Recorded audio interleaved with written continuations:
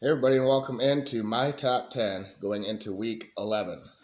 Boy, did the playoff committee, get some things wrong last week. Georgia is still my number one team, same as last week. They're 9-0. That game versus Tennessee was never in doubt. They basically just leaned on them, ground out the clock, and won by a comfortable margin.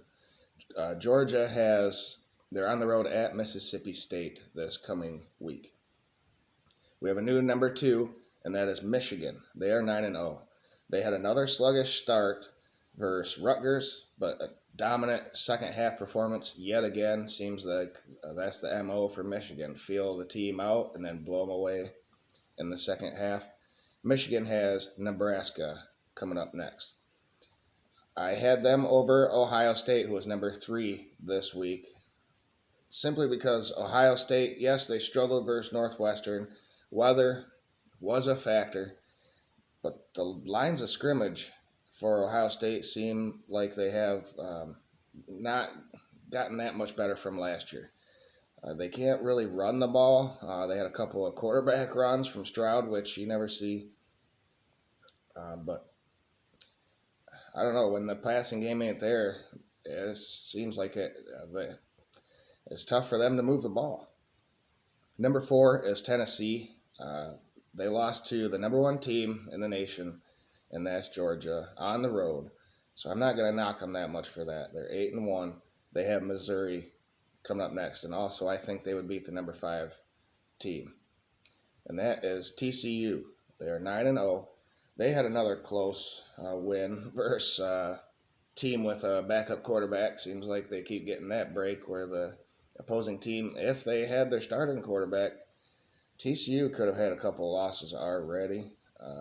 They are on the road at Texas this week. I expect that to be a good one. Number six is LSU after their overtime win versus Alabama. Um, I think they're better than Oregon and obviously better than Alabama and some of these other Pac-12 teams. Their two losses are Florida State and Tennessee. Florida State's not that great of a loss, but Tennessee, and they have beaten Mississippi State, Florida, Ole Miss, and Alabama now. So, and Jaden Daniels, that team has been improving every week, pretty much since that Florida State game. They come in at number six. Number seven is Oregon, 8-1. They steamrolled Colorado. Nothing really to write home about there.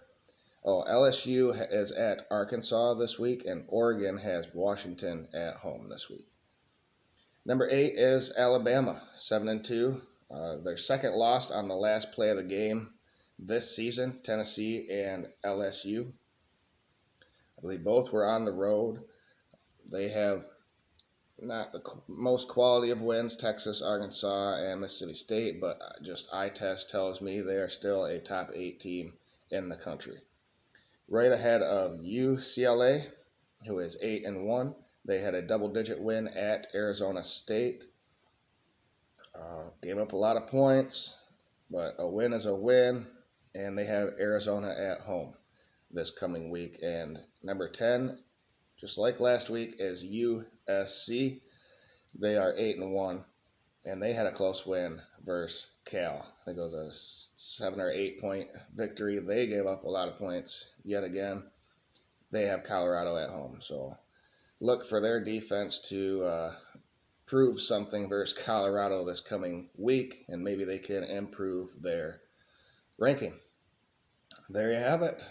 It's going to be another great week of college football. Maybe not top 10 wise, but there's going to be some upsets as always. You know that. So there you have it. Remember to like the video, share, subscribe. Georgia, number one. Michigan, number two. OSU, number three. Tennessee, number four. TCU, 5. LSU, 6. Oregon, 7. Alabama, 8. UCLA, 9. And USC, 10. And I think three teams have really separated themselves from the rest. They look like the most complete teams in the nation, and that are the top three: Georgia, Michigan, Ohio State. There you have it. Everyone have a great day, and thank you.